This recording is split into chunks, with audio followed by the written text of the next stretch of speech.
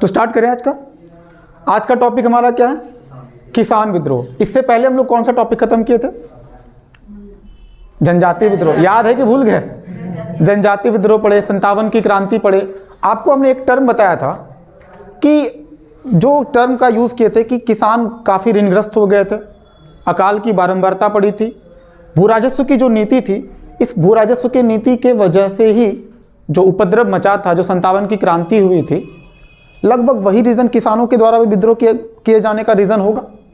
किसानों के साथ समस्या तो आज का प्रॉब्लम नहीं है, किसानों के साथ समस्या तो शुरू से चलते आ रहा है। बस यही चीज़ का जो किसान विद्रोह जो हम पढ़ेंगे वो अभी के परिप्रेक्ष्य में भी हम जोड़ कर पढ़ेंगे कि प्रेजेंट टाइम में जो किसान विद्रोह हो रहा है, क्या अभी किसान विद्रोह नहीं कर रहे हैं क्या? अभी हाल फिलहाल किसान आंदोलन चला है। उस आंदोलन का इस विद्रोह के साथ कनेक्शन जोड़ने का प्रयास करेंगे कि क्या। देखिए, इतिहास पढ़ने का सबसे खास बात ये होता है कि आप इतिहास को वर्तमान से जोड़कर अगर आप देख पाते हैं तो आप इतिहास पढ़ रहे हैं। अगर आप नहीं देख पाते हैं तो आप इतिहास नहीं पढ़ पा रहे हैं, आप केवल तथ्यों को याद रख रहे हैं। इतिहास को समझने का जो नज़रिया होता है वो ये होता है कि आप अभी के हिसाब से पहले के टाइम को देखो। इतिहास इसी को तो कहते हैं ना कि वर्तमान के प्रकाश में अतीत का अध्ययन, इसी को क्या बोलते हैं? इतिहास। वर्तमान के प्रकाश का मतलब क्या? अभी के टाइम के हिसाब से आप उस समय की बात को सोचो कि आज अगर ये घटनाएं घटी होती तो फिर क्या रिएक्शन होता। किसानों के साथ समस्या अंग्रेजों के ज़माने से चलते आ रहा है, आज भी किसान के साथ प्रॉब्लम है, लेकिन आज चूंकि हम आज़ाद मुल्क में रहते हैं, हालांकि आज़ाद मुल्क में तो रहते हैं पर आज़ाद सोच नहीं हो पाया है अभी तक, ये हमारे साथ प्रॉब्लम है ना। लग रहा होगा कि जैसे 26 जनवरी पे भाषण दे रहे हैं, लग रहा है ना। किसान विद्रोह पढ़े, टॉपिक पर आते हैं कि आखिर ये आज़ाद मुल्क के साथ और जो जिस समय हम आज़ाद मुल्क में नहीं थे तब किसानों के साथ क्या प्रॉब्लम था। देखेंगे कि अभी कौन सा समस्या, पहले कौन सा समस्या नहीं है। टर्म अच्छा, टॉपिक क्या क्या पढ़ना है किसान विद्रोह में, उसके कारण समझना है कि किसान विद्रोह के कारण क्या क्या थे, उसका स्वरूप। मतलब जब ये 19वीं सेंचुरी के टाइम में जब किसान का विद्रोह होता था उस समय के किसान विद्रोह में क्या अलग था और 20वीं सेंचुरी में क्या था, दोनों के आंदोलन में क्या अंतर दिखता है आपको, ये समझना है। सीधी सी बात है कि 20वीं सेंचुरी का जितना भी आंदोलन दिखेगा आपको वो आपको ज़्यादा मैच्योर दिखेगा, क्योंकि तब तक हमारे गांधी बाबा भी आ चुके हैं और किसानों को राष्ट्रीय आंदोलन से आराम से जोड़ दिए वो। तो राष्ट्रीय आंदोलन के बाद जुड़ने से तो वो आंदोलन और मजबूत होगा ना, क्योंकि अब किसानों की भागीदारी क्या हो गई, अब ज़्यादा हो गई। और जितने भी सारे प्रमुख विद्रोह हैं किसानों के द्वारा किए गए उन, हाँ लगा दी, गेट लॉक हो गया। अब उसका सारा जो फैक्ट जो है हम लोग एक साथ देखेंगे, वो हमारा लास्ट का होगा। तो सबसे पहले किसान का विद्रोह के कारण पढ़ लेते हैं और हम लोग स्वरूप देख लेते हैं। कारण अगर हम बात समझते हैं, ये सारा जितना भी रीज़न आपको जो चार्ट के माध्यम से बताएं, आप लोगों को भी नोट्स में ऐसे ही चार्ट बना देना है। उसके बाद आपको हम इसका डिटेलिंग भी लिखा देंगे। देखिए, ये डायग्राम बनाने से फ़ायदा क्या होगा कि जब आपका एग्जाम नज़दीक होगा तो ये चूँकि रिवीजन करने में आसान होगा एग्जाम के पहले, आप फटाक से 2 मिनट में सारा डायग्राम देख लीजिएगा। फिर डिटेलिंग अगर आपको ज़रूरत पड़ेगा तो डिटेलिंग भी नीचे पढ़ सकते हैं अगर टाइम मिला तो बेहतर तरीका क्या है, रिवीजन करने में आपको ये आसान होगा और एग्जाम के टाइम में आपको चार्ट दिमाग में ज़्यादा याद होगा। बात समझ में आ रहा है? जितना ज़्यादा आप डायग्राम के माध्यम से लिखेंगे आपको उतना ज़्यादा अच्छे से याद होगा। इसलिए डायग्राम बनाने के बाद फिर आपको हम डिटेल भी लिखा देंगे। तो पहले इसको समझ लेते हैं, उसके बाद आपको हम लिखवा भी देंगे आराम आराम से। सबसे पहले देखिए कारण क्या था। सबसे बड़ा रीज़न जो नज़र आता है, क्योंकि अंग्रेजों के द्वारा जो भू राजस्व की जो राशि थी वो क्या हो गई थी, बढ़ा दी गई थी। पहले जो टैक्स लिया जाता था उसके तुलना में अब टैक्स क्या होगा, ज़्यादा लगेगा। अच्छा, कर की राशि अगर ज़्यादा होगी तो इससे किसानों का शोषण क्या होगा, बढ़ेगा ना, क्योंकि अब वो कर चुकाने में उतना ज़्यादा सक्षम नहीं होगा। अब आप किसी को ज़्यादा टैक्स दोगे तो आपके पास बचेगा क्या, फिर खाने को प्रॉब्लम होगा, तो फिर आपके मन में विद्रोह तो आएगा ही आएगा। तो सबसे पहला रीज़न हम लोग क्या देखते हैं, अत्यधिक भू राजस्व। अब ये भू राजस्व का जो तरीका था वो अलग अलग जगहों पर अलग अलग था। कहीं पर क्या था, रैयतवाड़ी, कहीं पर महालवाड़ी सिस्टम चल रहा था और कहीं पर अस्थाई जिनकी परमानेंट सेटलमेंट चल रहा था। तरीका बेशक अलग अलग था, वो वीडियो हम पहले बना चुके हैं। मतलब किसी को अगर दिक्कत होगा तो वो रैयतवाड़ी महालवाड़ी वाला आप जाकर के एक बार डिटेल में देख सकते हैं उसको, है ना। तो रैयतवाड़ी, महालवाड़ी और अस्थाई बंदोबस्त अलग अलग तरीके के माध्यम से जो ब्रिटिश है वो किसानों का शोषण कर रहे थे। ठीक है, अब ये देखिए दूसरा रीज़न, इस पर बाद में बात करते हैं। प्रथम विश्व युद्ध के बारे में बाद में बात करेंगे। एक रीज़न तो ये समझ में आया। दूसरा यहाँ देखिए, कृषि में बिचौलियों का प्रवेश। बिचौलिया मतलब क्या होता है, मीडिएटर। अब जो टैक्स लेने का जो सिस्टम था वो क्या था वो समझिए पहले। अंग्रेज सबसे पहले भाई ऊपर बैठे हुए हैं, अंग्रेज के नीचे क्या है, जो गवर्नर जनरल होता है उसके नीचे एक अधिकारी होगा, उस अधिकारी का काम है टैक्स रेवेन्यू जनरेट करना, मतलब कि टैक्स कलेक्ट करना, जिसको आप कलेक्टर कह सकते हैं। अब उस कलेक्टर के नीचे भी और कुछ लोग जुड़े होंगे, फिर उसके नीचे जमींदार होता था, बड़े जमींदार के नीचे छोटा जमींदार होता था, मतलब बड़े जमींदार के नीचे मंझला जमींदार, और मंझला के नीचे छोटा, मतलब कि जमींदार भी खुद से जाके टैक्स नहीं वसूलता था, वो भी अपने नीचे 2-3 हायरार्की करके आदमी रख लेता था। अब मान लीजिए ब्रिटिश का जो लगान की दर है वो अगर रखा कि 10% हमको चाहिए भाई, हमको 10% उपज का मिलना चाहिए, अधिकारी क्या करेगा, अधिकारी 12% वसूलेगा, तभी तो 2% रख करके देगा। अधिकारी के बाद अगर हम मोटा मोटी मान लीजिए कि अधिकारी के बाद फिर आपका जमींदार है, जमींदार कितना वसूलेगा, 15। उसके नीचे एक और अगर छोटा मोटा जमींदार है चापलूस टाइप का, तो वो कितना ले लेगा, मान लीजिए 17 ले लिया। तो ये जो 17% वसूल रहा है अंग्रेजों को जा कितना रहा है, 10% जा रहा है। ये जो 7% जो बीच का है वो कौन लेके जा रहा है, बिचौलिया। बिचौलिया मतलब क्या होता है, जो बीच का आदमी उसको क्या बोलते हैं, बिचौलिया, जिसको मीडिया जो को मध्यस्थ भी कहते हैं, दलाल भी कह सकते हो आप, ब्रोकर भी कह सकते हो। तो कृषि में बिचौलियों की संख्या अब क्या हो गई, बढ़ी, टैक्स बिचौलियों के माध्यम से लिया जाएगा, तो कर की राशि क्या होगी, ज़्यादा होगा। सीधी सी बात है कि जितना ज़्यादा बिचौलिया होगा उतना ज़्यादा पैसा देना पड़ेगा ना। क्या अभी भी कोई सामान आप जब मार्केट में खरीदते हैं तो उस पर क्या होता है, उस वस्तु को उत्पादन करने में लागत अलग होता है, फिर उस पर सरकार अपना टैक्स लगाती है, फिर जो वही सामान जब आपका डिस्ट्रीब्यूटर के पास जाता है, डिस्ट्रीब्यूटर के बाद रिटेलर के पास जाता है, रिटेलर के पास शॉपकीपर के पास जाता है, फिर आप लोग खरीदते हैं। तो इतना जो प्रोसेस जाता है, सभी तो अपना अपना मुनाफा जोड़ के रखता है ना। तो कृषि में भी क्या हुआ, कर की राशि क्या हो गई, ज़्यादा हो गई। तो फाइनली बोझ किस पर बढ़ा, किसानों पर। तो कृषि में बिचौलियों की संख्या का प्रवेश बढ़ा। उसके बाद कृषि का वाणिज्यीकरण, जो टॉपिक हम ऑलरेडी आप लोग को पढ़ा चुके हैं। अब कृषि का क्या किया जाएगा, कॉमर्शलाइजेशन किया जाएगा। मतलब अब जो है वाणिज्यीकरण का मतलब क्या होता है, अब यहाँ पर कैश क्रॉप की खेती ज़्यादा होगा, कैश क्रॉपिंग ज़्यादा होगा। खाद्यान्न फसल तो पहले होता ही था, लेकिन अब खाद्यान्न फसल के जैसे 3 कट्ठिया प्रणाली में हम लोग देखे थे कि वहाँ पर 1 कट्ठे में नील की खेती होता था, मतलब 3 कट्ठे में, 17 कट्ठा में खाद्यान्न फसल होगा और 3 कट्ठे में नील की खेती होती थी। तो अब आपका कृषि का वाणिज्यीकरण से क्या होगा, नकदी फसलों की खेती पर बल होगा। अब यहाँ पर जूट, अफीम, नील, इन सारी चीज़ों का उत्पादन होगा, चाय का उत्पादन होगा, कॉफ़ी का उत्पादन होगा, कॉटन का उत्पादन होगा। तो खाद्यान्न फसल का उत्पादन क्या होगा, घटेगा ना। जब अच्छा, इससे मुनाफा किसको ज़्यादा होता था, अंग्रेजों को। आप लोग पढ़े थे कृषि का वाणिज्यीकरण से ज़्यादा फायदा किसको हुआ, अंग्रेजों को फायदा हुआ, लेकिन फाइनली नुकसान किसको हुआ, हम लोगों को हुआ, किसानों को नुकसान हुआ। तो कृषि का वाणिज्यीकरण करने से खाद्यान्न का उत्पादन क्या हो गया, कम हो गया, खाने का फसल का दिक्कत होगा, और इसके वजह से क्या होगा, अकाल होगा, भूखमरी बढ़ेगा, लोग मरेंगे, भूख से मरेंगे। जब कहते हैं ना कि जब बात पेट की आती है ना, तो फिर क्या होता है आदमी का कहना मुश्किल है। जब आदमी भूखा होता है उसके दिमाग में विचार नहीं आता है, तब वो विद्रोह के मूड में रहता है। तो किसान मतलब समझ लीजिए कि भूखा किसान वो विद्रोह जबरदस्त तरीके से फिर वो करेगा। देखेंगे जब हम आपको प्रमुख विद्रोह पढ़ाएंगे वहाँ पर आपको बताएंगे किसान किस मूड में थे विद्रोह करने के। क्या 57 की क्रांति में तो थोड़ा बहुत हम लोग देख भी लिए हैं। उसके बाद देखिए अगला, देखिए हस्तशिल्प उद्योगों का पतन। देखिए जितना भी टॉपिक हम पहले पढ़ा चुके हैं आप देखते होंगे वही टॉपिक को बेस बना करके हम लोग आगे पढ़ रहे हैं, और ये हिस्ट्री का नियम है।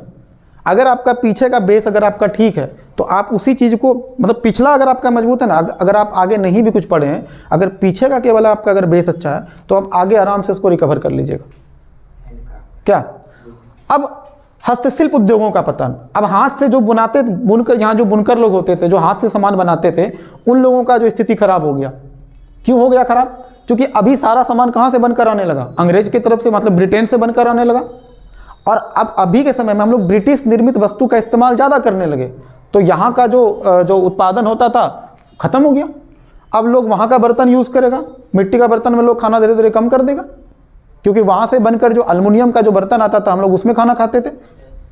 उसके बाद जो कपड़ा, पहले हम लोग वो खादी वाला पहनते थे, अब जब कॉटन का वहाँ से बनकर आने, वो भी मशीन का बना हुआ फैंसी कपड़ा, उसकी स्टिचिंग क्वालिटी बढ़िया था, फिटिंग बढ़िया था उसका, तो लोगों ने अंग्रेज़ों का प्रोडक्ट खरीदना शुरू कर दिया। बोलता है झोला वाला जो बनाता है उसका नहीं खरीदना, बेकार लगता है, नहीं पहनेंगे, टिकता भी ना, फट जाता है। तो क्वालिटी और क्वांटिटी दोनों भर दिया अंग्रेजों ने। तो इसके वजह से क्या हुआ, यहाँ पर हस्तशिल्प उद्योगों का पतन हुआ, और जिसके वजह से शिल्पकार जो बनाते थे, शिल्पकार मतलब जो मूर्तिकार भी कह सकते हैं, जो शिल्प का निर्माण करता हो, शिल्पकार बेरोजगार हो गया। उसमें आपका बढ़ई वगैरह भी आप जोड़ सकते हैं, बढ़ई हो सकता है, फिर जो आपका बुनकर हो गया है ना, ये सारा शिल्पकार ही आएगा। शिल्पकार क्या हो जाएंगे, अब इनके पास काम करने के लिए कुछ होगा नहीं होगा, तो ये क्या करेंगे, कृषि। ऑप्शन क्या है इनके पास, कृषि करेंगे।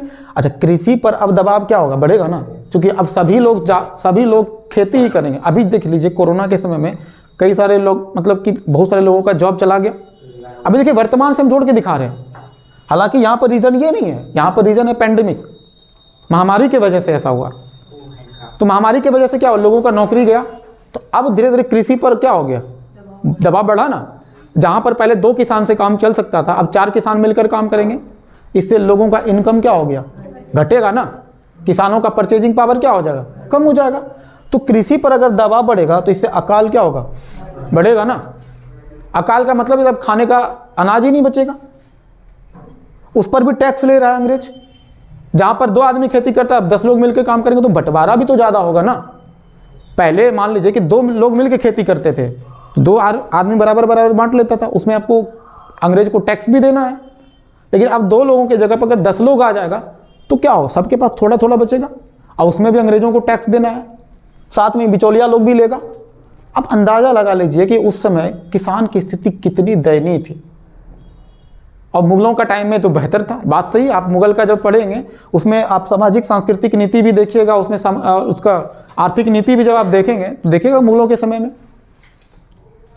तो ब्रिटिश पूर्व की स्थिति जो आपको हम बताए थे 57 की क्रांति में, जो लास्ट हम पढ़ाए थे, उसमें आपको बताए थे कि ब्रिटिश पूर्व की स्थिति कैसी थी, ब्रिटिश के आने के बाद स्थिति कैसी रही। हालांकि अभी किसानों की स्थिति पहले की तुलना में तो काफ़ी बेहतर है। अब आप देखते होंगे गांव भी अगर जाते होंगे, अब आपको कच्चा मकान कम दिखता होगा, पक्का मकान आपको ज़्यादा दिखने लगा। करीब करीब अब सभी लोगों के पास शौचालय, मोटा मोटी सबके पास शौचालय हो गया है। स्थिति तो पहले से बेहतर हुआ, और किसानों का परचेजिंग पावर भी पहले से बेहतर हुआ है अगर हम अंग्रेज काल की तुलना करें तो। लेकिन अभी के हिसाब से बाकी लोगों से अगर तुलना करें तो आज भी किसानों की हालत क्या है, खराब ही। किसान ही रह गए, बेचारे बने हुए हैं। कहते हैं अन्नदाता है, लेकिन उनकी स्थिति देख रहे हैं, कभी कभी तो हालत ऐसी होती है उन्हीं के पास अन्न नहीं होता है। हुआ पहले भी ना, अनाज था ही नहीं खाने के लिए इनके पास। उसके बाद देखिए महाजनी प्रथा। महाजनी प्रथा मतलब क्या होता है, महाजन से जो ब्याज वगैरह सूद पर पैसे लगाता है।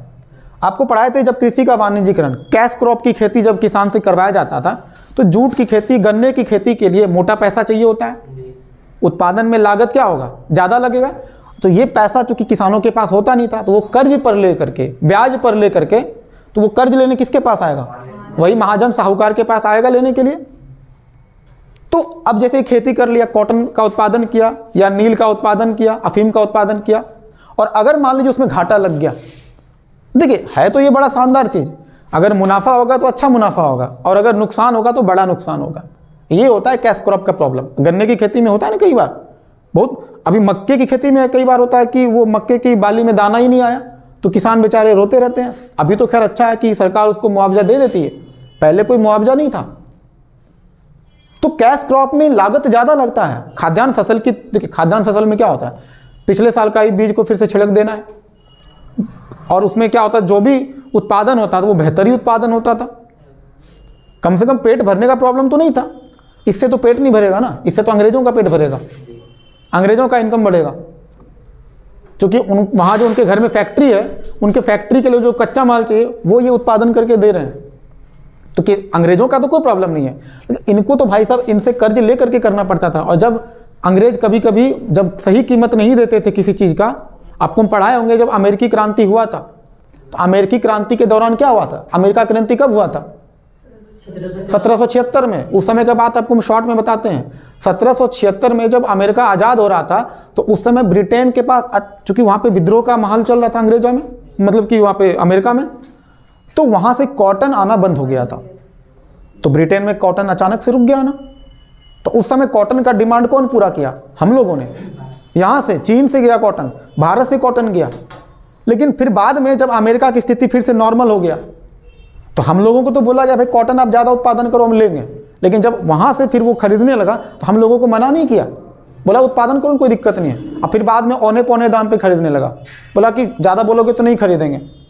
जैसे कभी कभी होता है ना, आप अक्सर न्यूज़ में देखते होंगे किसान लोग ट्रैक्टर से टमाटर लेके गया मंडी में बेचने के लिए, अब वहाँ गया तो बोला 2 रुपये किलो बेचना पड़ेगा। बोला भाई साहब जितना पैसा हम लगा कर आए हैं ट्रैक्टर से, भाड़ा लगा कर आए हैं, उतना तो अब दे भी नहीं रहे हो। तो ऐसे में किसान क्या करते हैं, वहीं पर ट्रैक्टर टमाटर को रोड पर गिरा के चला आता है, फेंक के आ जाता है। प्याज के साथ भी ऐसा हो चुका है। तो सही से कृषि का अगर मूल्य नहीं मिलेगा तो घाटा होगा ना। यही हाल कॉटन का भी हुआ था, हम लोग उत्पादन ज़्यादा कर लिए, जैसे ही वहाँ पे अमेरिका में मामला ठीक हुआ, फिर से चीन जो है क्या करने, फिर से ब्रिटेन जो है वो क्या करने लगा, अमेरिका से कॉटन खरीदने लगा। हम लोगों का सामान फिर खरीदने वाला कोई था ही नहीं, उत्पादन ज़्यादा कर लिए, मांग था ही नहीं उतना, तो डिमांड कम था, सप्लाई ज़्यादा कर दिए थे। तो ऐसे में क्या होगा, कीमत घटेगा। अच्छा कीमत तो घट गया, मुनाफा तो घटा, लेकिन जो बिचौलिया से पैसा लिया था उसका क्या, वो तो चढ़ के लेगा ना भाई, नहीं दोगे तो फिर तुम्हारा ज़मीन भी हड़प लेगा। वो तो लाला है, वो छोड़ने वाला है नहीं, मदर इंडिया का लाला था वो। मैटर समझ में आया? तो महाजनी प्रथा की वजह से किसान क्या हो गए, भूमिहीन, क्योंकि जब वो पैसा चुका नहीं पाते थे तो उसका जमीन क्या कर लेते थे, रख लेते थे, और ऋणग्रस्त भी हो गया, ऋणी हो गया। कभी कभी तो ऐसा होता था, ये जो साहूकार था, जो महाजन था, वो अपने घर में बंधुआ मजदूरी करवाता था, उसको गुलाम बना के रखता था कि तुम तब तक मेरे यहाँ काम करोगे जब तक कि हमसे जो जितना कर्जा लियो पूरा चुकता ना हो जाए। सोचो, वो अपने भूमि का मालिक था, अब वो क्या बन गया, किसान क्या बन गया, गुलाम बन गया, बंधुआ मजदूर बन गया।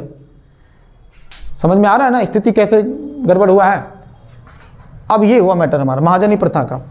गेट लॉक कर दीजिए। टाइम कितना हुआ, चलिए बैठिए आराम से। चलिए देखिए, ये हमारा हो गया महाजनी प्रथा, समझ में आया। उसके बाद एक और पॉइंट समझना है, मोस्ट वेरी वेरी इंपॉर्टेंट। प्रथम विश्व युद्ध कब हुआ था? 14 से 18 के बीच हुआ था। देखिए, प्रथम विश्व युद्ध के दौरान क्या हुआ था, उस समय यहाँ के लोगों का, एक तो भारत के लोगों को ज़बरदस्ती भर्ती किया गया था बिना पूछे सैनिक के रूप में। भारत की तरफ से बहुत लोग ब्रिटेन की तरफ से लड़े थे, हम लोग, है ना, हम लोग ब्रिटेन की तरफ से लड़े थे, अनचाहा, मतलब कोई इच्छा नहीं था, फिर भी चूंकि हम लोग ब्रिटिश के सिपाही थे तो ब्रिटिश जो बोलेगा उसके खिलाफ लड़ना पड़ेगा। तो जब यहाँ से सारे सिपाही लोग लड़ने के लिए गए तो उन लोगों को खाने पीने के लिए अनाज भी तो चाहिए होगा कि नहीं चाहिए होगा। अब ये अनाज यहाँ से उत्पादन कर करके जो बहुत सारा जो माल है, जो खाद्यान्न का जो उत्पादन था, वो जहाज में भरकर उन लोगों के लिए भेजते थे हम लोग। और देखिए, केवल भारत के सिपाही नहीं लड़ रहे थे, ब्रिटेन का भी अपना सिपाही था, ब्रिटिश के जो समर्थक देश थे वो लोग भी साथ में शामिल थे। सभी का खाना पीना यहीं से ढोकर के जाता था। तो ऐसे में हमारे पास खाद्यान्न की कमी होगा कि नहीं होगा। और उसी साल अकाल भी पड़ा था भारत में, एक ही साथ दोनों घटना हो गया। एक तो अनाज भी ज़्यादा लेके चले गए और भारत में उस साल उत्पादन भी कम हुआ था, सूखा पड़ गया था उस साल। तो उत्पादन की भी, तो खाद्यान्न का कमी होना लाजमी था। तो भूखमरी का प्रॉब्लम 14 के समय में हम लोग झेले। उसके बाद ये तो हम लोग जान ही रहे कि अत्यधिक भू राजस्व के कारण उस समय भी भू राजस्व की राशि अच्छा खासा था। तो किसानों की क्रय शक्ति क्या हो गई, घटेगी ना। क्रय शक्ति का मतलब क्या होता है, परचेजिंग पावर। तो परचेजिंग पावर क्या हो गया, कम। तो अब किसान की हालत बिल्कुल खराब, वो कुछ भी खरीदने के लायक स्थिति बचा नहीं है उनका। कपड़े तक, कहते ना उस समय हालत ऐसी थी कि किसान सही से अपने तन पर कपड़ा तक नहीं ढक पाता था। जो किसान, जो मेल किसान होते थे, जो पुरुष होते थे, वो तो बेचारे, हम तो कई बार पुराने तस्वीर भी देखते हैं और किताबों में भी साफ साफ लिखा हुआ है, वो मतलब कि ठंड के समय में ही केवल शरीर पे कपड़ा पहन पाते थे। अब बाकी सालों भर बिना कपड़े के, मतलब कहते हैं ना कि सिर्फ वो पतला सा कोई खादी वादी का पहन लिया और नीचे पैंट पहन लिया, धोती पहन लिया, उसी से काम चल जाता था। बहुत कम कपड़ा, एक आदमी के पास 2 जोड़े कपड़े हो गए काफ़ी है। किसी किसी के पास तो मतलब स्थिति बहुत ख़राब थी, मतलब ऐसा था कि वो, मतलब कहते हैं कि एक कपड़ा सूख रहा है, दूसरा कपड़ा पहना हुआ है, अब वो सूखेगा तब वो पहनेगा।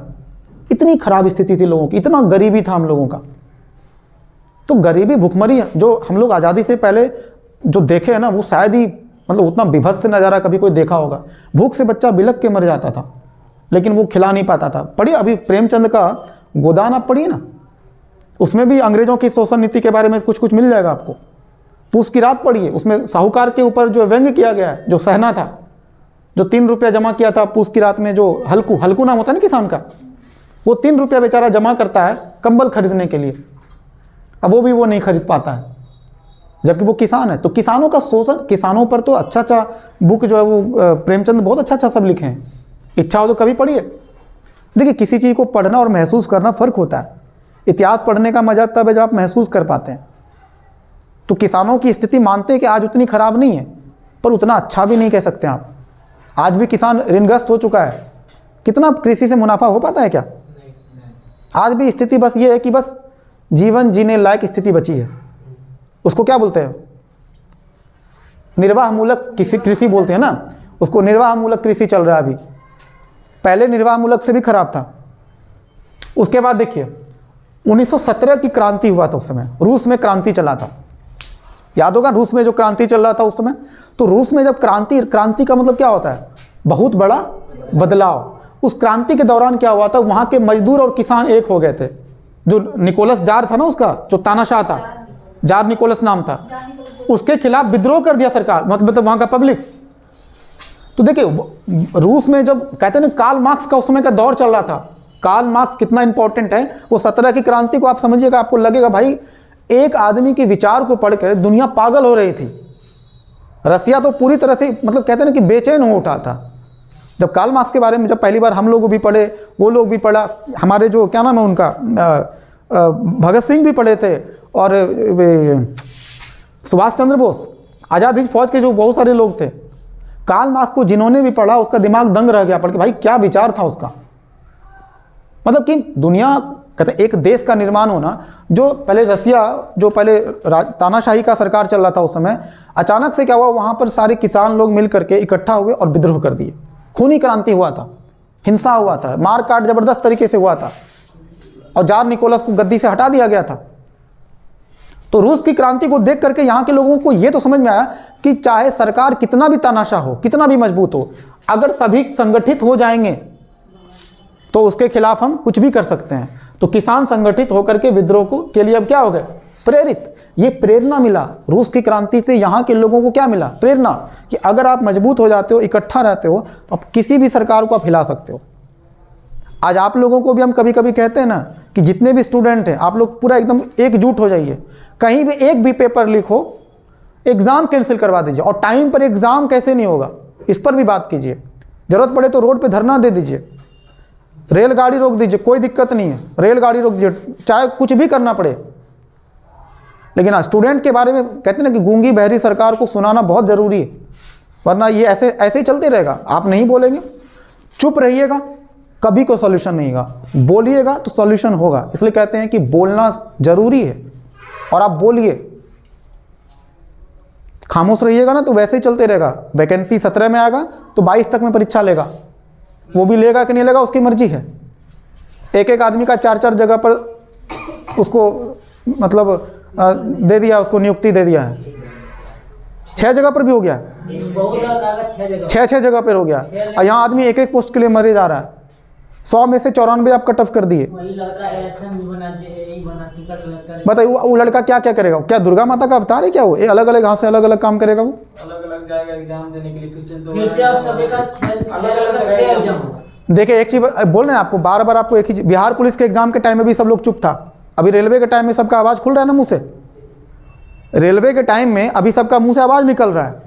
जब बिहार पुलिस में सरेआम धांधली हो रहा था तो कोई स्टूडेंट सब चुप था। ये तो सर मतलब नहीं ठीक है, राज्य का भी मामला है तो राज्य के मामले में क्या चुप हो जाना है, और केंद्र के मामले में बोलना है? क्यों भाई? दोनों में बोलना है, चाहे वो राज्य का मामला हो, चाहे केंद्र का मामला हो, चाहे पंचायत के स्तर पर ही क्यों ना हो। करप्शन होगा, स्टूडेंट आवाज नहीं उठाएगा तो सरकार चुपचाप तानाशाही की तरह देखेगी और आप लोगों का कुछ नहीं हो पाएगा। देख लीजिएगा। क्या चाहिए? हम लोग आए वापस अपने टॉपिक पर। तो 17 की क्रांति से क्या हुआ, ये मैटर समझ में आया? कम से कम आप लोग सीसेट आंदोलन से तो सीखिए कम से कम, कि जब हम लोगों ने सीसेट आंदोलन किया था दिल्ली में तो सीसेट सरकार को वापस लेना पड़ा, फिर हो गया, सीसेट क्वालिफाई कर दिया गया ना। कम से कम वहाँ पे करप्शन का मामला नहीं था, वहाँ मामला कुछ और था। आंदोलन करने से सब कुछ होता है, चुप रहने से कुछ नहीं होगा। इसलिए जो आदमी बोलता है उसकी सब सुनता है, इसलिए कहते हैं बोलिए।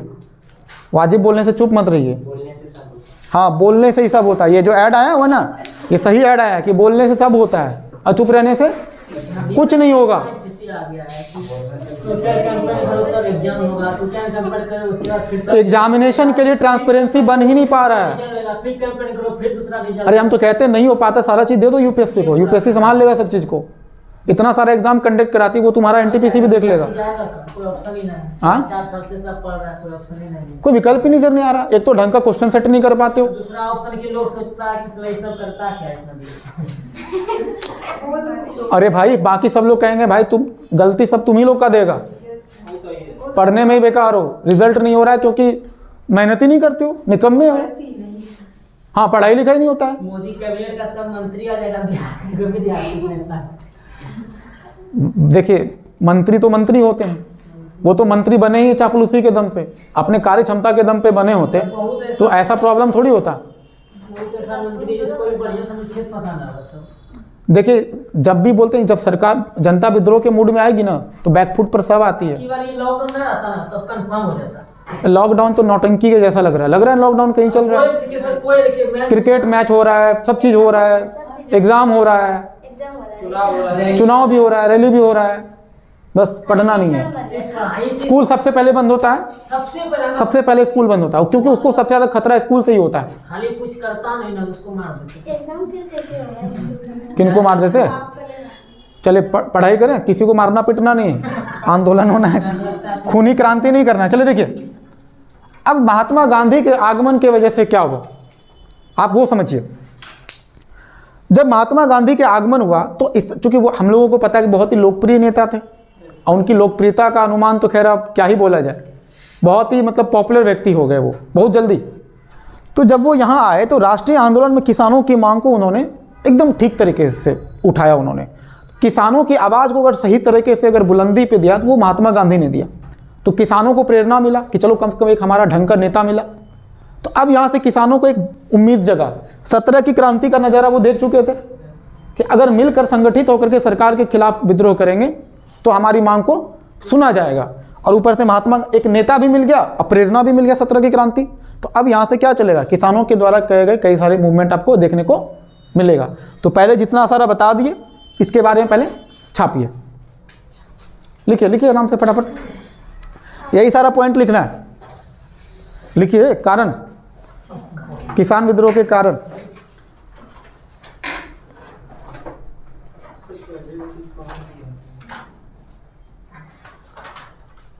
लिखिए ब्रिटिश भू राजस्व नीति ने, लिखिए लिखिए स्टार्ट कीजिए लिखना। अरे कुछ नहीं, पीछे वाला पेज आगे जोड़ लीजिएगा, चिंता मत कीजिए। चलिए ब्रिटिश भू राजस्व नीति ने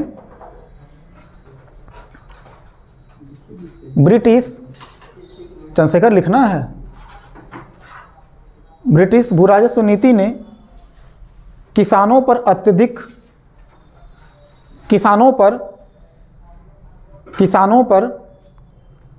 अत्यधिक भू राजस्व की राशि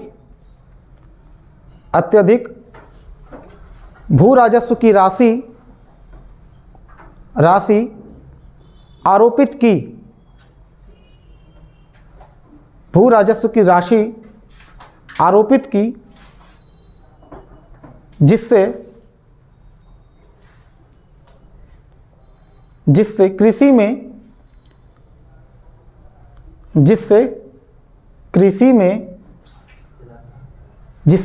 में बिचौलियों का प्रवेश बढ़ा, जिससे कृषि में बिचौलियों का प्रवेश बढ़ा, पूर्ण विराम, जमींदारों के शोषण से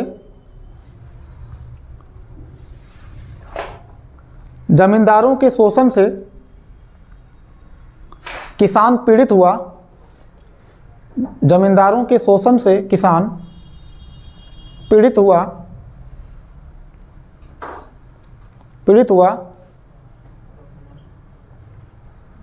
किसान पीड़ित हुआ तो साथ ही किसान पीड़ित हुआ तो साथ ही सरकार की औपनिवेशिक नीति ने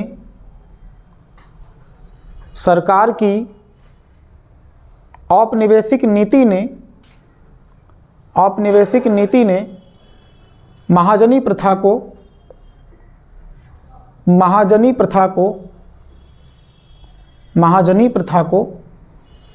बढ़ावा दिया। महाजनी प्रथा को बढ़ावा दिया। अतः किसान अपने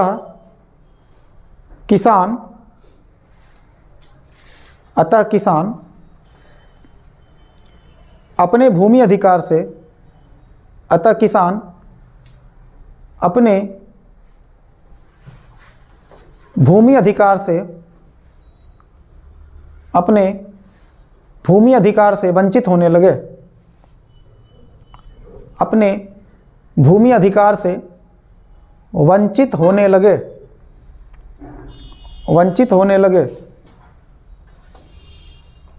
तथा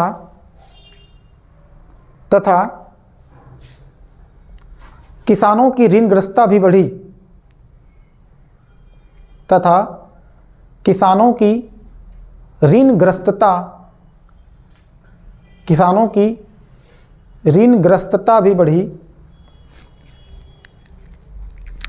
ऋणग्रस्तता भी बढ़ी।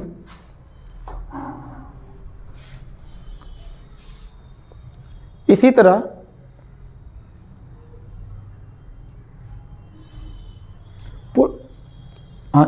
यहाँ से पैराग्राफ चेंज कर लीजिए। हाँ, इसी तरह जो लिखे ना वो काट दीजिए, इसी तरह लिखे।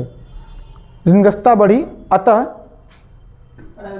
नहीं ना, अभी इसी में लिखिए ना पहले, फिर पैराग्राफ चेंज करना। अतः किसानों की, इसी तरह वाला काट देना, इसी तरह जो लिखवा है ना वो काट देना, इसके जगह पर लिखना है अतः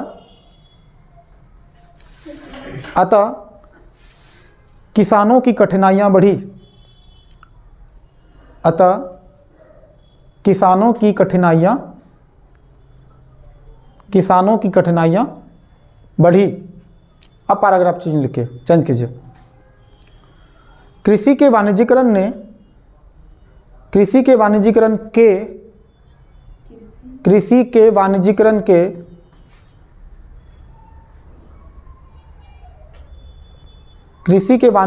के औपनिवेशिक चरित्र ने, देखिए अगर सिर्फ कृषि के वाणिज्यीकरण लिखाते ना तो फिर ये अधूरा शब्द होता, क्योंकि कृषि का वाणिज्यीकरण होना गलत बात नहीं है, पर यहाँ पर औपनिवेशिक चरित्र छिपा हुआ था, है ना। गुलाम बनाने का नियत ही था उनका।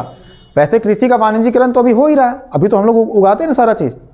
तो कृषि के वाणिज्यीकरण के औपनिवेशिक चरित्र ने किसानों के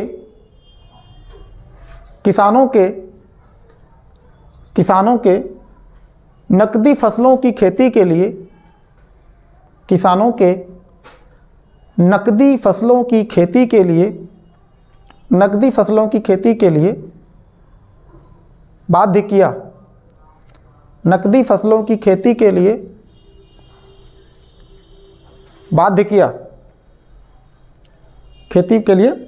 बाध्य किया। पूर्ण विराम। इसी क्रम में पूर्ण विराम देना था, आप पैराग्राफ चेंज कर लिए किया। इसी क्रम में कपास,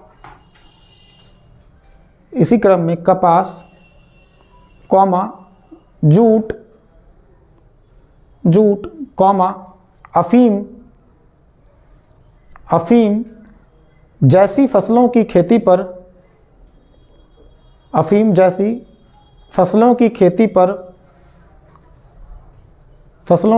पर बल दिया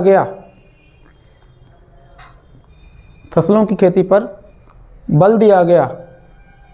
अतः खाद्यान्न उत्पादन में खाद्यान्न उत्पादन में कमी आई, अतः खाद्यान्न उत्पादन में कमी आई, पूर्ण विराम। पैराग्राफ चेंज करके लिखिए। दूसरी तरफ ब्रिटिश नीतियों से हस्तशिल्प उद्योगों का पतन हुआ।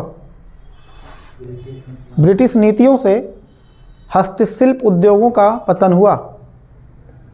हस्तशिल्प उद्योगों का पतन हुआ और हस्तशिल्प उद्योगों का पतन हुआ और शिल्पी तालाब सो हर्षी का लोपो संयुक्त दीर्घी का शिल्पकार को शिल्पी भी बोल देते हैं। शिल्पी ऐसे भाई लिख लिया ना। हाँ, शिल्पी बेरोजगार हुए। शिल्पी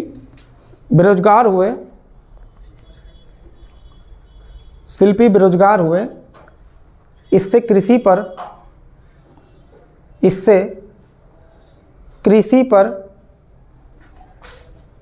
पर दबाव बढ़ा। इससे कृषि पर दबाव बढ़ा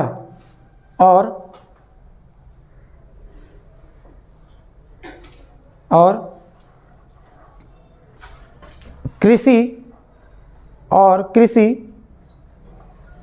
कृषि इस जनसंख्या के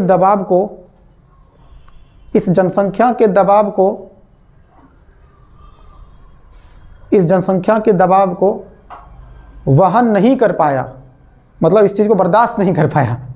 देखिए ये भाषा शैली कितनी शानदार है इसकी, है ना। कृषि इस जनसंख्या के दबाव को वहन नहीं कर पाई,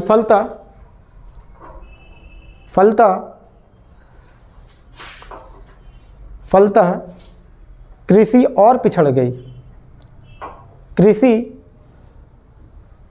कृषि और पिछड़ गई, पूर्ण विराम। कृषि और पिछड़ गई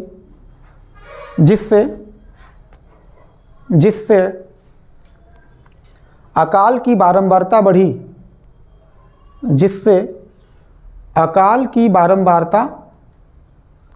अकाल की बारंबारता बढ़ी।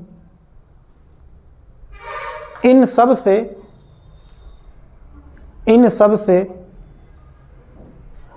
किसानों का कष्ट बढ़ा। इन सब से किसानों का कष्ट बढ़ा, पूर्ण विराम। अब पैराग्राफ चेंज कीजिए, सारा लिखवा ही देते हैं। प्रथम विश्व युद्ध के दौरान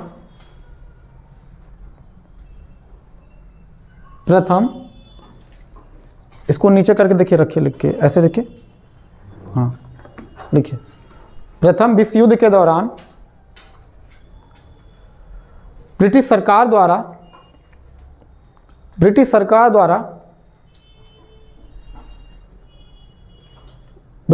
द्वारा बड़ी मात्रा में भारत से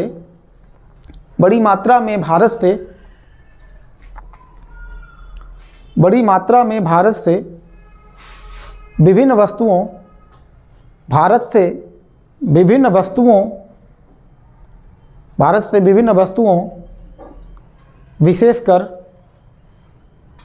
विशेषकर खाद्यान्न का निर्यात किया गया। विशेषकर खाद्यान्न का निर्यात किया गया। खाद्यान्न का निर्यात किया गया। अतः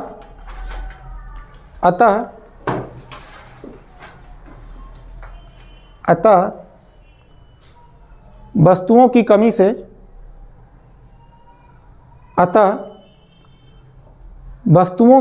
से मूल्य वृद्धि हुई। अतः वस्तुओं की कमी से मूल्य वृद्धि हुई।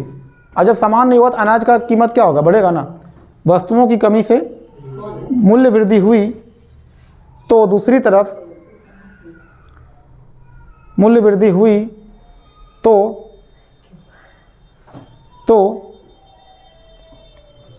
दूसरी तरफ अत्यधिक भू राजस्व का भुगतान करने के कारण दूसरी तरफ अत्यधिक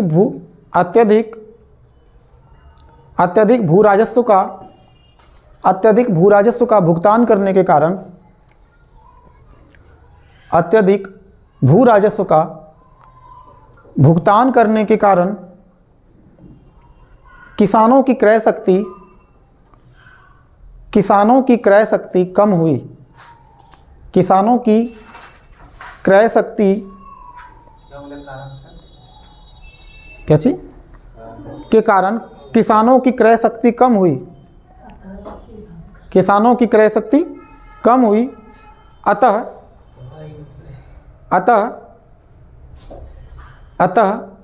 किसानों की कठिनाइयाँ बढ़ी।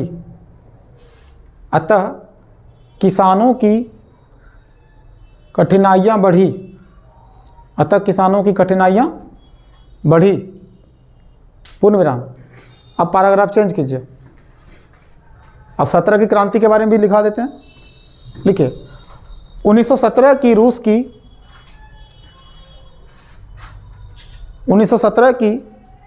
रूस की साम्यवादी क्रांति। साम्यवाद समझते क्या होता है? साम्यवाद कार्ल मार्क्स का हसीन सपना था, वो साम्यवाद का शासन हो। साम्यवाद का मतलब होता है कि एक ऐसी दुनिया का निर्माण करना जहां पर केवल मजदूरों का शासन हो, किसानों का शासन हो, सर्वहारा का शासन, जिसको सर्वहारा बोलते हैं, किसानों को मजदूरों को, तो उसको साम्यवाद का शासन कहते हैं। मतलब वहाँ पर अगर रोजगार भी लोगों को अगर लेना होगा तो अपनी मर्जी से, जिनको जो काम पसंद है वही काम करेगा। एक ऐसा दुनिया की कल्पना करते थे कार्ल मार्क्स। तो साम्यवाद तो कार्ल मार्क्स का हसीन सपना था और उसी सपने के दम पर तो रूस में क्रांति हुआ था। वहाँ के लोगों को ये बताया गया था कि एक आप लोगों का जब शासन होगा तो सब चीज़ बराबर होगा, किसी के साथ भेदभाव नहीं होगा। उसी के दम पे हुआ ना क्रांति। तो देखिए लिखिए 1917 की रूस की साम्यवादी क्रांति की सफलता से 1917 की रूस की साम्यवादी क्रांति की सफलता से प्रेरित होकर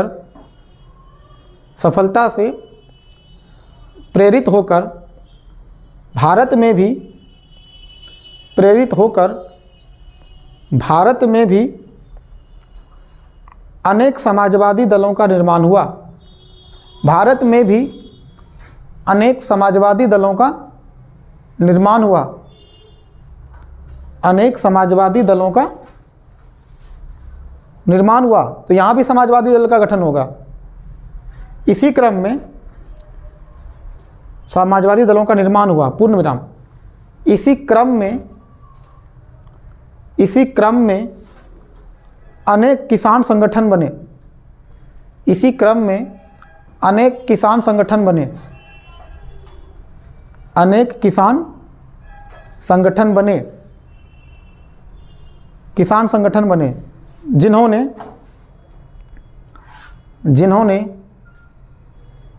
किसानों को संगठित कर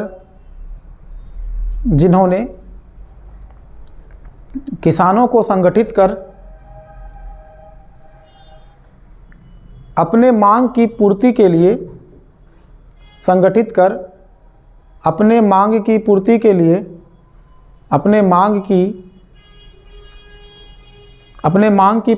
लिए संघर्ष हेतु प्रेरित किया।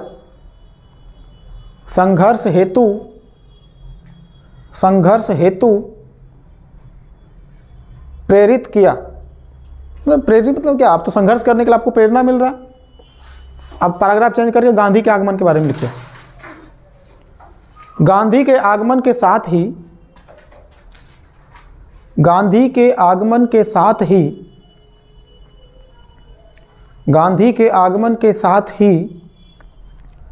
राष्ट्रीय आंदोलन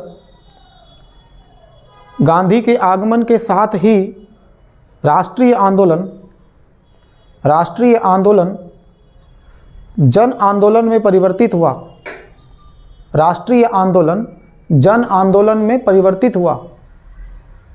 राष्ट्रीय आंदोलन जन आंदोलन में परिवर्तित हुआ, पूर्ण विराम, परिवर्तित हुआ, पूर्ण विराम। अतः किसानों की मांग को, अतः किसानों की मांग को भी, अतः किसानों की मांग को भी प्रमुखता से उठाया गया, प्रमुखता से उठाया गया। इसी क्रम में किसान भी राष्ट्रीय आंदोलन से जुड़ गया। किसान भी राष्ट्रीय आंदोलन से जुड़ गया। ठीक है, अब इसको मिटाते हैं और मिटाने के बाद जो है इसका स्वरूप के बारे में लिखाते हैं। ठीक है, पहले डायग्राम बना दीजिएगा, उसके बाद फिर इसको लिख भी लेंगे। तो पॉज कर लीजिए पहले। देखिए, अब हम लोग देखते हैं कि किसान विद्रोह का स्वरूप कैसा था। स्वरूप मतलब उसका आकार कैसा था, वो विद्रोह कितना भयानक था। विद्रोह का महत्व को अगर आपको समझना होगा तो वो स्वरूप को देख करके समझ में आता है। देखिए, किसान 19वीं सेंचुरी में भी विद्रोह करते थे और 20वीं सेंचुरी में भी विद्रोह करते थे। विद्रोह करने का तरीका क्या हो गया, थोड़ा सा चेंज हो गया। जैसे एग्जाम्पल के तौर पे आपको हम समझते हैं, घरेलू एग्जाम्पल समझते हैं। जब आप छोटे थे तो अपनी मांग को पूरा करने के लिए अपने फादर से जो आप डिमांड करते थे, डिमांड करने का तरीका आपका अलग था। जब छोटा बच्चा कोई चीज़ मांगता है तो वो मांगने का तरीका क्या होता है, पापा अगर दिए तो ठीक है, नहीं दिए तो वो ज़मीन पर लौटना शुरू कर देता है, वहीं पर चिल्लाना शुरू करेगा, खाना नहीं खाएगा, चिल्लाएगा, रोएगा। बचपन में क्या आपका डिमांड होता होगा, कोई खिलौना, कोई खाने पीने का सामान। तो बचपन में जो आपका डिमांड होता होगा वो डिमांड मांगने का तरीका थोड़ा इमेच्योर टाइप का कह सकते हैं ना, मैच्योर नहीं था। आप चिल्लाएंगे, रोएंगे, तब जाकर के पापा आपकी डिमांड को वो थोड़ा सा पूरा कर देते थे। लेकिन बड़े होने के बाद जो लोगों का डिमांड करने का जो तरीका होता है वो क्या होता है, अलग होता है। अब जो डिमांड की जब बच्चा बड़ा हो जाता है तो वो अपनी बात को कैसे मंगवा, जैसे आपको गाड़ी खरीदना है, कार लेना है, बाइक लेना है पापा से, तो फिर उनको आप लॉजिक देते हैं कि पापा देखिए यहाँ से ट्यूशन में जाने में हमको बहुत टाइम लग जाता है, आने जाने का हमारा वक्त बचेगा, थकान नहीं होगा तो पढ़ाई मेरा ज़्यादा अच्छे से होगा। कुछ ना कुछ तर्क देते हैं। मोबाइल खरीदने के लिए भी अलग अलग लॉजिक देते हैं कि आजकल सब चीज़ ऑनलाइन हो रहा है, मोबाइल बहुत मोबाइल में भी कौन सा मोबाइल चाहिए हमको, थोड़ा बढ़िया, तो टच वाला तो चाहिए ही ना। तो क्या उस पर नोकिया 1110 से थोड़ी ऑनलाइन क्लास होगा। तो मतलब कि क्लास करने के लिए मोबाइल तो चाहिए, पर थोड़ा सा बढ़िया मोबाइल चाहिए। तो बढ़िया मोबाइल मतलब कितना महंगा, पापा आईफोन दिला देते तो ठीक रहता। बोला बेटा रेडमी का भी फ़ोन आता है, रेडमी का आता है, रियलमी का आता है, 5-6 हज़ार में ले लो। नहीं पापा वो हैंग करता है। तो समझ रहे ना, वो तर्क देगा, तर्क दे करके अपनी बात को मनवाने का प्रयास करेगा। तो ये आपको एग्जाम्पल इसलिए दिए कि किसान जो पहले डिमांड करते थे उनका डिमांड करने का तरीका कैसा था। जरा सा देखिए 19वीं सेंचुरी का कैसा था।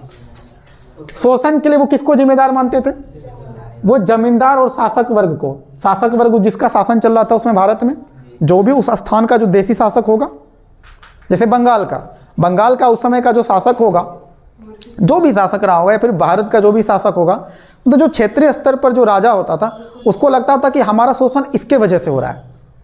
वो समझ ही नहीं आता कि हमारा शोषण असली मतलब कर कौन रहा है। तो उसको लगता था शोषण जो है ये जो साहूकार है, महाजन है, ये लोग मेरा कर रहा है।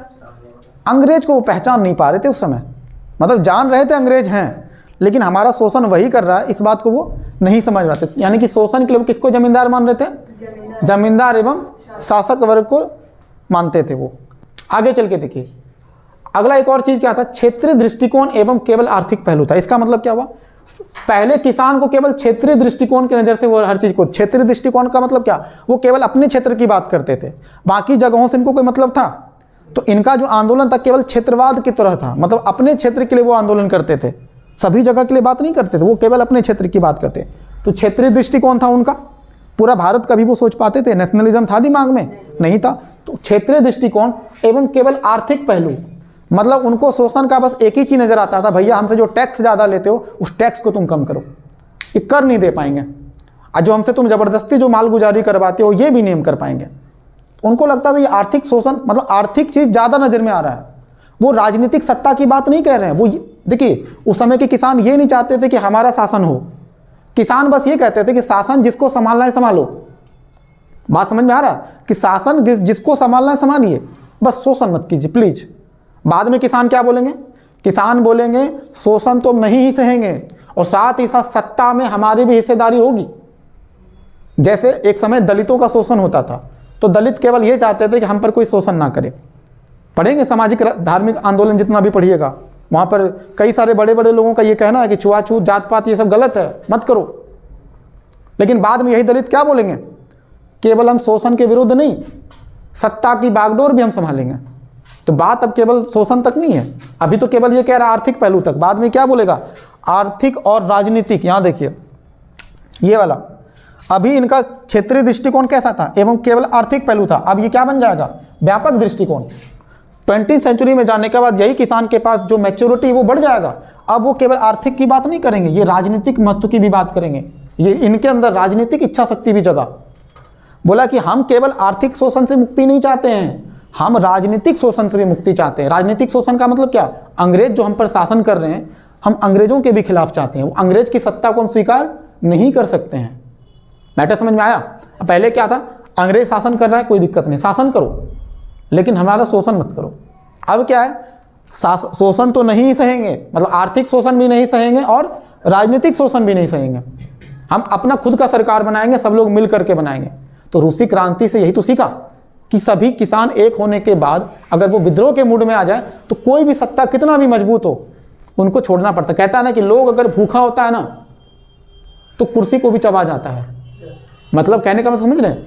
कुर्सी को चबाने का मतलब क्या? आपका वो जो जिस पोस्ट पर आप बैठे हैं ना वो भी खत्म कर देगा, अगर सत्ता भी खत्म हो जाएगा आपका। तो देखिए उसके बाद उस समय का किसान चमत्कार में बहुत विश्वास रखता था। उसको लगता था मसीहावादी स्वरूप, जैसे कि जनजातीय आंदोलन पढ़े ना, इन लोगों को भी लगता था कि हमारे लिए कोई ऐसा पृथ्वी पर अवतार लेगा और वही अवतार जो लेगा वही हम लोगों का शोषण क्या करेगा? खत्म करेगा। हम लोगों के लिए अंग्रेजों से लड़ेगा, साहूकार से लड़ेगा, महाजन से लड़ेगा। इन लोगों को ये लगता था। चमत्कार में बहुत विश्वास करते थे, टोटका करते थे। याद होगा आप पढ़ाए थे मुंडा विद्रोह, संथाल विद्रोह, क्या क्या बातें चलता था कि मतलब कि हम अपना तीर चलाएंगे तो वो आग उगलेगा और उनका बंदूक का गोली पानी बरसाएगा। ऐसे लोग सोचते थे। नेता लोग भी एक से एक थे उस समय के। तो चमत्कार में भयानक विश्वास था। उसके बाद हिंसक स्वरूप था। आंदोलन करने के लिए इनको नहीं आता था। इनको एक ही बात समझ में आता था, सीधा जाकर के निपटा दो।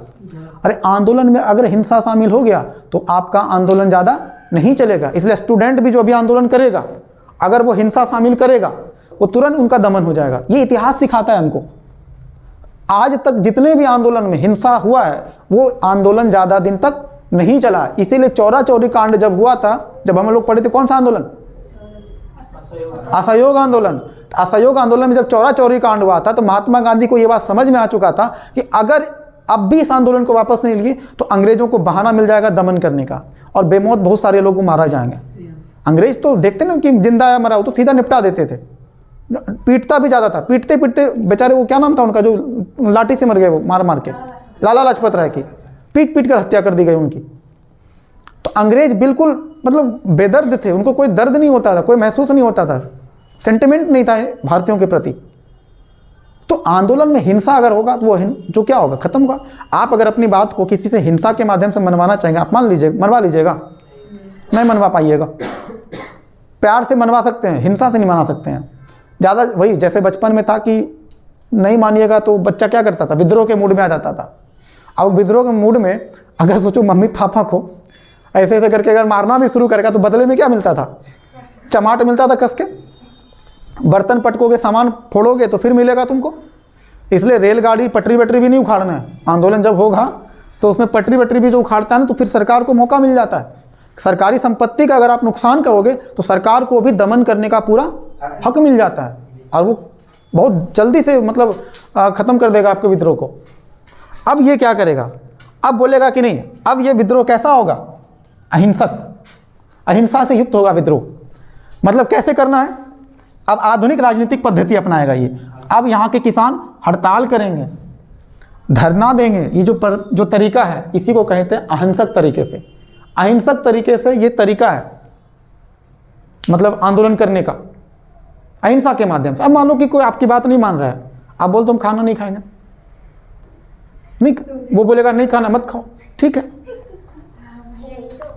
लेटे हुए हैं पेटकुनिया दे करके, पूरा एकदम पेट के बल जब तक होता है लेटे हुए हैं। सामने वाले को भी चिंता, और भाई 1 दिन हो गया, 2 दिन हो गया, आज 3रा दिन यार कुछ नहीं खाया पिया है। तो मन में कहते हैं ना कि वो ये गांधी जी का अपना मतलब मूल मंत्र था कि हृदय परिवर्तन। वो जानते थे कि सामने वाले को हृदय में कुछ ना कुछ आघात पहुंचेगा, और बड़े बड़े आंदोलन हम लोगों का सफल हुआ है। देखिए किसी आंदोलन का आप परिणाम पर मत जाइए, आप वो देखिए कि आगे चल के उसका जो है इम्पैक्ट कैसा पड़ा, प्रभाव पे देखिए। परिणाम से ज़्यादा प्रभाव मायने रखता है। अंतर समझ रहे हैं? परिणाम मतलब जैसे असहयोग आंदोलन का परिणाम क्या निकला, कुछ खास फायदा नहीं मिला, लेकिन प्रभाव इसका बहुत मिला था कि अब लोग आंदोलन करना सीख गए थे। अब महिलाएं, बच्चे तक आंदोलन में शामिल हो गए थे। देखिए अगर विद्रोह ज़्यादा होगा, हिंसा ज़्यादा होगा आंदोलन में, तो बाकी लोग आंदोलन से जुड़ने से डर लगेगा उसको लगेगा कि अगर आंदोलन करने गए और निपटा दिया गया तो अहिंसक रूप से आंदोलन को सब लोग आके आपका साथ देगा, और हिंसा होगा तो लोग डरेगा। क्यों भाई, आपके लिए सब लोग गोली खाने के लिए थोड़ी, सब लोग उसी तेवर में थोड़ी मरने के लिए तैयार है। आप मरने के लिए तैयार हो तो आप जाकर चले जाओगे, बाकी लोग थोड़ी मरना चाह रहे हैं, वो तो बस चाहते हैं विरोध करें किसी तरह, मरना नहीं चाह रहे हैं। अब देखिए 20वीं सदी में जो किसान है वो राष्ट्रीय आंदोलन से जुड़ा। राष्ट्रीय आंदोलन का मतलब क्या, अब जो आंदोलन व्यापक तौर पे चलेगा, अब किसान केवल एक ही जगह आंदोलन नहीं करेगा, अलग अलग जगह जितना भी आंदोलन चलेगा राष्ट्रीय स्तर पर, सभी आंदोलन में अब क्या होगा, एक रूपता नजर आएगी, सब लोग एकजुट करके अंग्रेजों के खिलाफ लड़ाई होगी। तो अब किसान राष्ट्रीय आंदोलन से जुड़ा। उस समय राष्ट्रीय आंदोलन के तौर पे क्या क्या चल रहा था, असहयोग आंदोलन, सविनय अवज्ञा आंदोलन, भारत छोड़ो आंदोलन, जितना भी आंदोलन चल रहा था सभी में किसान अपनी सहभागिता उसमें निभाएंगे, सब में किसान शामिल होंगे। उसके बाद उस समय समाजवादी विचार बहुत लोकप्रिय हो गया था। समाजवाद यानी कि रूस में जो क्रांति चल रहा था, ये समाजवाद का ही तो कमाल था। जो कार्ल मार्क्स थे वो क्या बोलते थे, समाजवाद लाना चाहते थे। देखिए इसी समाजवाद का अगला रूप होता है साम्यवाद। जब समाजवाद एक्सट्रीम लेवल पे पहुंच जाए तो उसको कहते हैं साम्यवाद, समाजवाद का हसीन सपना। जैसे कुछ लोग अभी भी राम राज्य की कल्पना करते हैं ना, कि एक दिन ऐसा होगा जब राम राज्य की स्थापना होगी। ये राम राज्य की स्थापना क्या, ये भी हसीन सपना है, सबको पता है कभी नहीं हो सकता है। ऐसा कोई समाज बना है जहाँ पर हिंसा ना होता हो, जहाँ पर चोरी ना होता हो, सभी समाज में हुआ है। पर ये ऐसी समाजवादी मतलब ये तो समाजवाद जो कार्ल मार्क्स के हिसाब से था कि समाजवाद के माध्यम से सभी लोगों को बराबरी का हक देंगे, किसानों को, मजदूरों को भी उतना ही हक देंगे, संसाधन का सभी के पास बंटवारा होगा, सबको उतना ही अधिकार होगा, धन सबको बराबर होना चाहिए। कितना भी आप कोशिश कर लीजिए सभी को संपत्ति बराबर तो नहीं हो सकता। हाँ, आर्थिक असमानता को थोड़ा कम जरूर कर सकते हैं। जैसे अभी आर्थिक असमानता बहुत ज़्यादा है, कोई बहुत अमीर है और कोई बहुत गरीब है, इसके गैप को थोड़ा कम कर सकते हो आप। तो समाजवादी तरीका, ये समाजवादी विचार चूंकि रूस में क्रांति हुआ था इसी बेस पर, तो समाजवादी विचार बहुत ही लोकप्रिय हुआ। ये तो पता ही दिए व्यापक दृष्टिकोण। अच्छा, अब जो नेता होगा वो नेतृत्व प्रांतीय स्तर पर तो होगा ही होगा, और राष्ट्रीय स्तर पर भी नेताओं का सहयोग मिलेगा। मतलब अब किसानों को सपोर्ट प्रांत के स्तर पर नेता के माध्यम से भी मिलेगा, और राष्ट्र के स्तर पर भी नेताओं द्वारा सपोर्ट मिलेगा। राष्ट्र के स्तर पर गांधी जी मूवमेंट कर रहे थे ना, और प्रांत के स्तर पर भी छोटे छोटे कई सारे नेता लोग कर ही रहे थे जो गांधी जी से जुड़े हुए थे। उसको आप गांधी जी का फॉलोअर कह सकते हैं, कार्यकर्ता कह सकते हैं, क्योंकि कार्यकर्ता का काम क्या है, लोगों को जुटाना। तो ये तो क्षेत्रीय स्तर पर होगा ना, प्रांत के स्तर पर होगा, और एक राष्ट्रीय स्तर पर चल रहा है महात्मा गांधी के माध्यम से। अहिंसक स्वरूप तो था ही था, वो तो पता ही, इसलिए ये सक्सेस भी हुआ इसको। और उसके बाद आधुनिक राजनीतिक पद्धतियाँ की हड़ताल और धरना के माध्यम से ये आंदोलन हमारा चला। तो ये था हमारा स्वरूप। अब इसके बारे में हेडिंग डालिए 19वीं सेंचुरी, छोटा छोटा है, ज़्यादा पॉइंट नहीं है। लिखिए 19वीं सदी लिखिए, और नीचे यही सारा पॉइंट को लैंग्वेज में लिखिए। अभी टाइम है बहुत है, अभी 1 नहीं बजा। लिखिए 19वीं सदी में 19वीं सदी में किसान 19वीं सदी में किसान आंदोलन 19वीं सदी में किसान आंदोलन स्थानीय एवं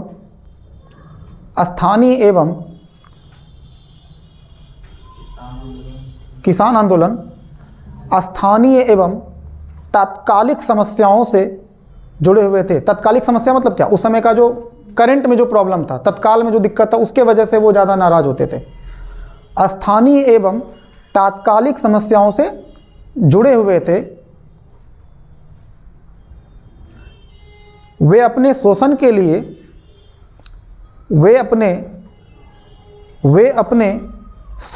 लिए शोषण के लिए भारतीय जमींदार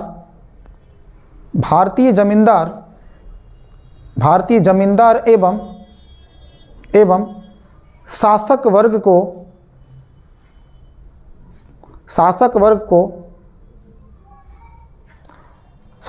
को उत्तरदायी मानकर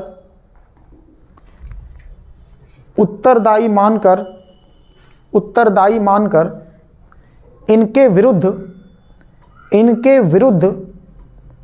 संघर्ष कर रहे थे। इनके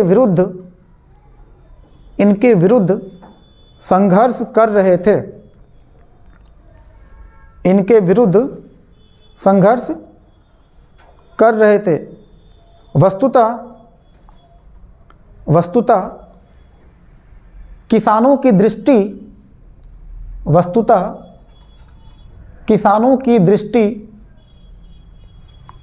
की दृष्टि अभी व्यापक नहीं हुई थी।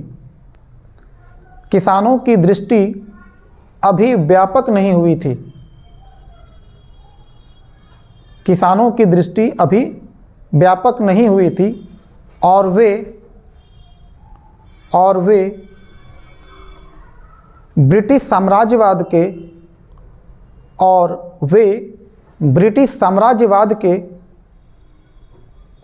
शोषणकारी स्वरूप मतलब उनका जो चेहरा था, शोषणकारी स्वरूप को नहीं समझ पा रहे थे। ब्रिटिश साम्राज्यवाद के शोषणकारी स्वरूप को नहीं समझ पा रहे थे। पूर्ण विराम, पैराग्राफ चेंज करके लिखिए। इस दौर में, मतलब ये जो 19वीं सेंचुरी की बात है, इस दौर में किसान आंदोलन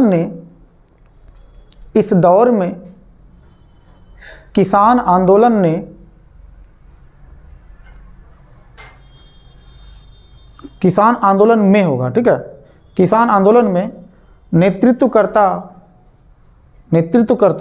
एवं मुद्दे मतलब इशू,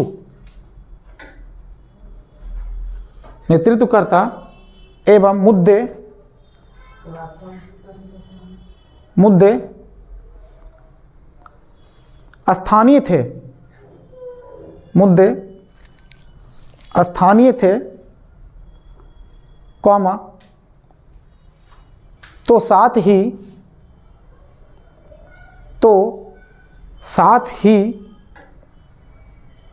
आंदोलन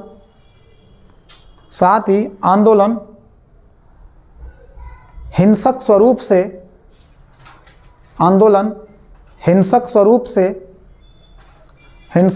से युक्त था और वे चमत्कारिक शक्तियों में विश्वास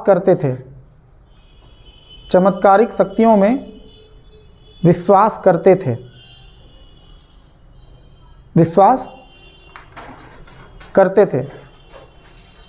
हो गया। अब लिखिए 20वीं सदी।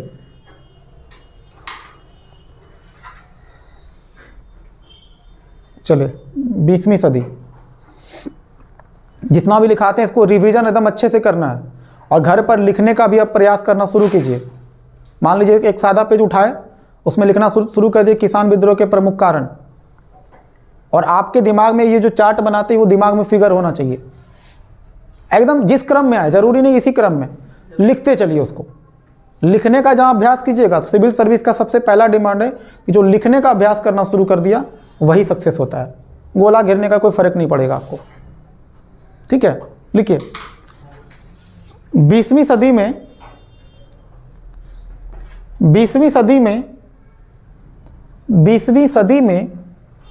किसान आंदोलन का स्वरूप 20वीं सदी में किसान आंदोलन का स्वरूप व्यापक हुआ। स्वरूप का मतलब क्या? उसका चेहरा, मतलब बड़ा हुआ, मतलब किस, ये देखिए प्रतीकात्मक भाषा है ना। किसान आंदोलन का स्वरूप मतलब क्या? किसान आंदोलन अब क्या हो गया? बड़ा हो गया, व्यापक हुआ, पूर्ण विराम। अब किसान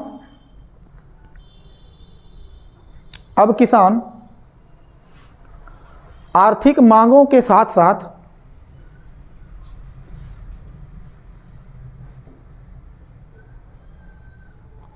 अब किसान लिखे ना, किसान की कर दीजिए खाली। अब किसान की या किसानों की अब किसानों की, हाँ, अब किसानों की आर्थिक मांगों के साथ साथ, अब किसानों की आर्थिक मांगों के साथ साथ, देखिए ये जो कभी कभी चेंज जो करते हैं ना, चूंकि नोट्स में जो लिखा है हम चाहते हैं इसको और इजी तरीके से, तो कभी कभी हमको सेंटेंस पूरा बनाना पड़ता है। अब किसानों की आर्थिक मांगों के साथ साथ राजनीतिक मांगें भी जुड़ गई, राजनीतिक मांगें भी जुड़ गई।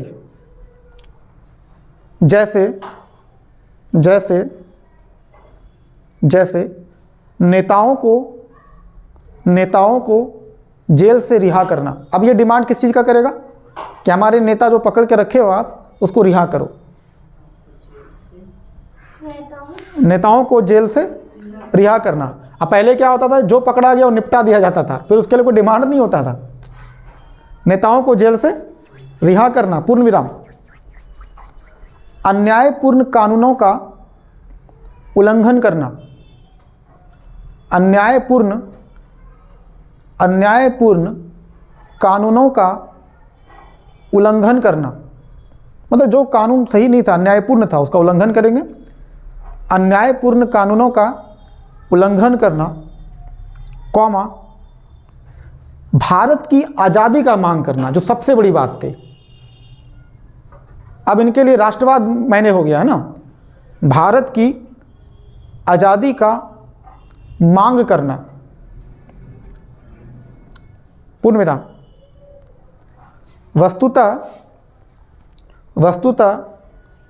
ये किसान विद्रोह राष्ट्रीय आंदोलन से जुड़ गए। वस्तुतः ये किसान विद्रोह राष्ट्रीय आंदोलन से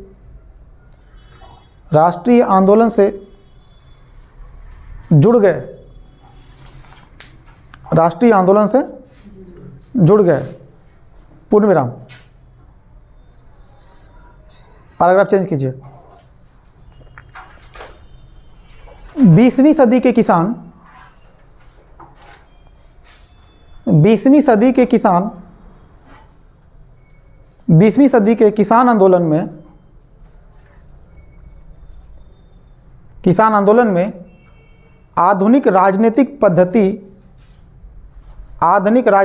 पद्धतियां कर लीजिएगा, आधुनिक राजनीतिक पद्धतियां दिखाई देती हैं। आधुनिक राजनीतिक पद्धतियां दिखाई देती है, पूर्ण विराम। जैसे धरना प्रदर्शन,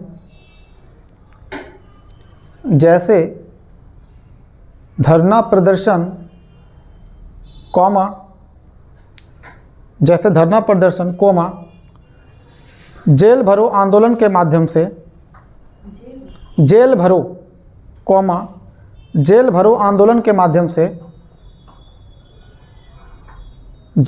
आंदोलन के माध्यम से किसान अपनी मांगें पूरी करने पर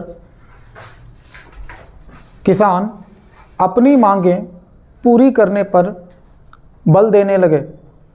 मतलब सीधा बात है कि जेल भरो आंदोलन का मतलब क्या है कि अंग्रेज़ों से लड़ने के लिए अगर जेल भी जाना पड़े तो जेल जाएंगे, पूरा जेल भर देंगे।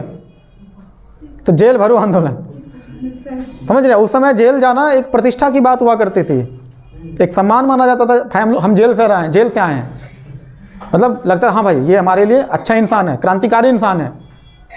और अभी जेल जाने का मतलब उसको इस भाव से देखता है कि जरूर कोई कांड करके आए होंगे। हाँ, क्या लिखे? अपनी मांगे पूरी करने पर बल देने लगे। अपनी मांगे पूरी करने पर बल देने लगे। पैराग्राफ चेंज कीजिए। चलिए लिखिए, 20वीं सदी के आंदोलन का पैराग्राफ चेंज करके लिखिएगा। 20वीं सदी के आंदोलन का नेतृत्व 20वीं सदी के आंदोलन का नेतृत्व प्रायः प्रांतीय एवं 20वीं सदी के आंदोलन का नेतृत्व प्रायः प्रांतीय एवं राष्ट्रीय नेताओं द्वारा किया गया। प्रांतीय एवं राष्ट्रीय नेताओं द्वारा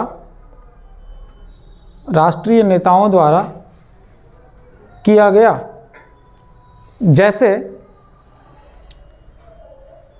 जैसे चंपारण में किसान आंदोलन का नेतृत्व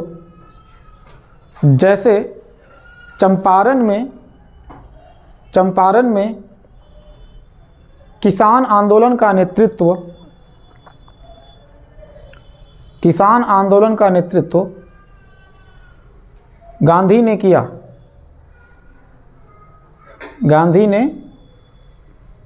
किया।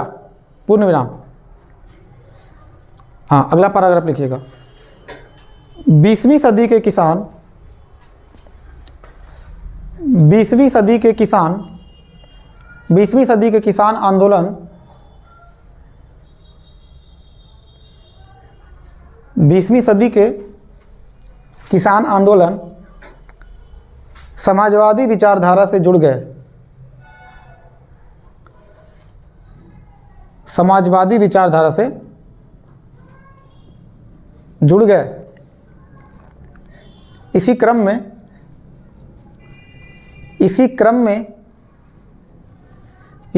में अनेक किसान संगठन निर्मित हुए। इसी क्रम में अनेक किसान संगठन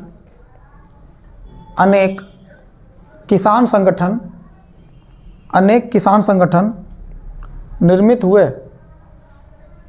जैसे अवध किसान सभा,